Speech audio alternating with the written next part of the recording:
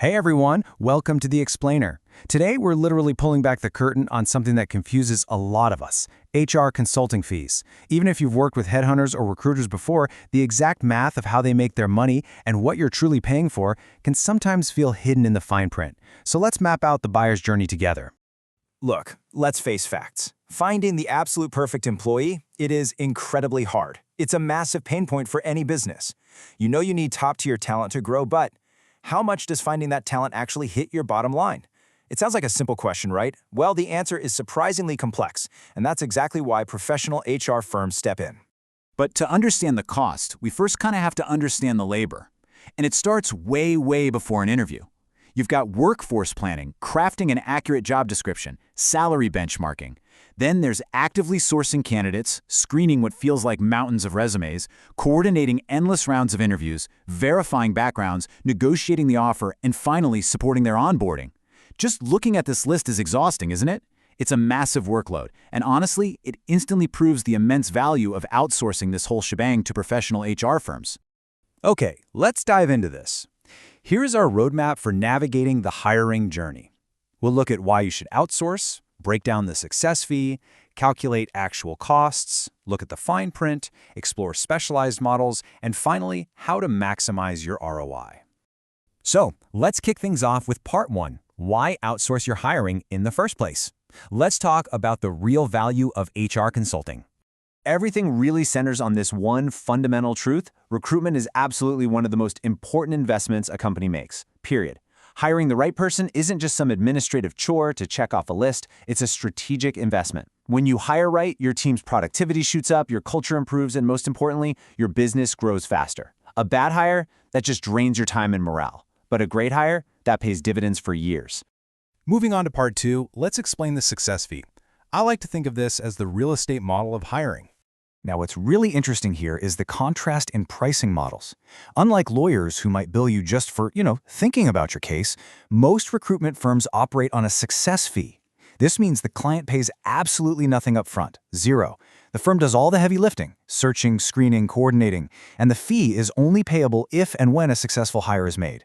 It completely minimizes your financial risk and perfectly aligns the recruiter's success with yours. No hire, no pay.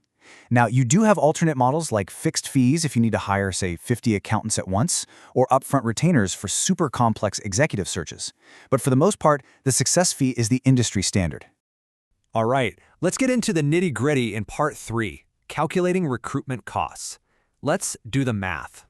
So the crucial point here is understanding the baseline metric, and that is the gross annual base salary. This is the exact number the recruiter's percentage is based on. But a quick word of warning, depending on your specific contract, this baseline might also include guaranteed bonuses or maybe housing and transportation allowances. Usually, performance-based bonuses are left out unless you agree otherwise, but you absolutely want to nail down exactly what components make up this baseline number before signing on the dotted line. Let's make this tangible. Imagine you're hiring a mid-level professional to join your team, and their agreed-upon gross annual base salary is exactly $60,000. This brings us to typical fee percentages, and it brilliantly illustrates how the math works in the real world. Take a look at the professional tier here. That carries a typical fee of 15 to 20%. So, if your recruiter charges a 20% success fee on that $60,000 salary, your recruitment cost is $12,000. Pretty straightforward, right? But look at how these costs scale up.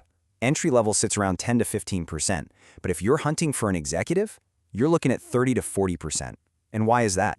Well, finding those higher-level candidates requires significantly more expertise, a much deeper network, and frankly, a much longer search cycle. But wait, there's more. Beyond just the job title, there are dynamic market factors that drive these percentages up or down.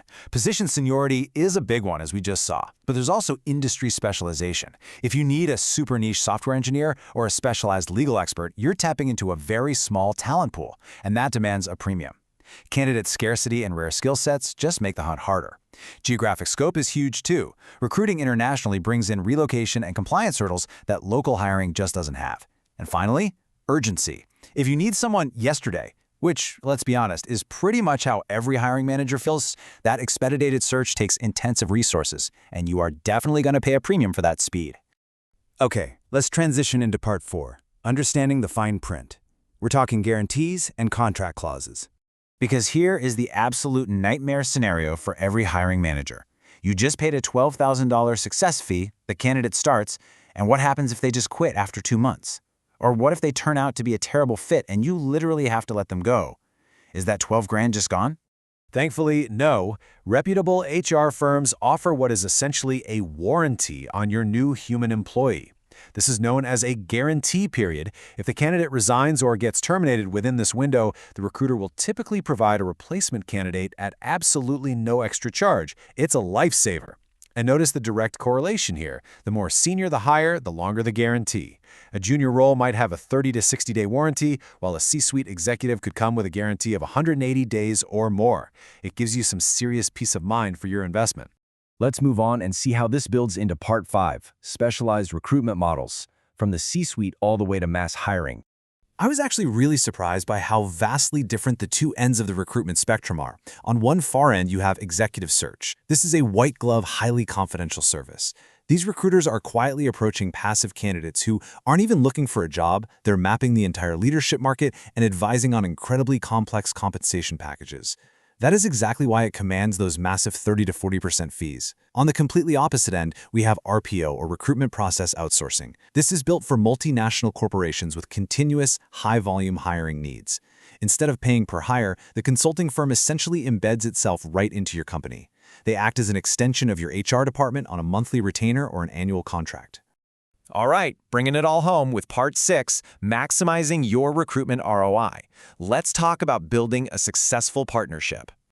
Before you ever even think about signing a recruitment agreement, you need to treat the HR firm like a candidate you're interviewing. Here is your essential toolkit, the absolutely crucial questions you must ask. First, what is your exact percentage fee? Second, which specific salary components are actually included in that calculation? Third, do you offer a replacement guarantee, and precisely how long is it?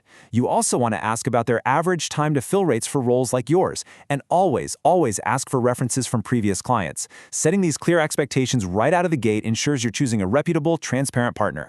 And remember, a partnership goes both ways. If you want a high return on your investment, you've got to be a good client. So here are the ultimate best practices to streamline things. 1. Provide incredibly detailed job descriptions and clear requirements. Seriously, don't make the recruiter guess what you want. 2. Share realistic salary ranges up front. Don't hide the ball.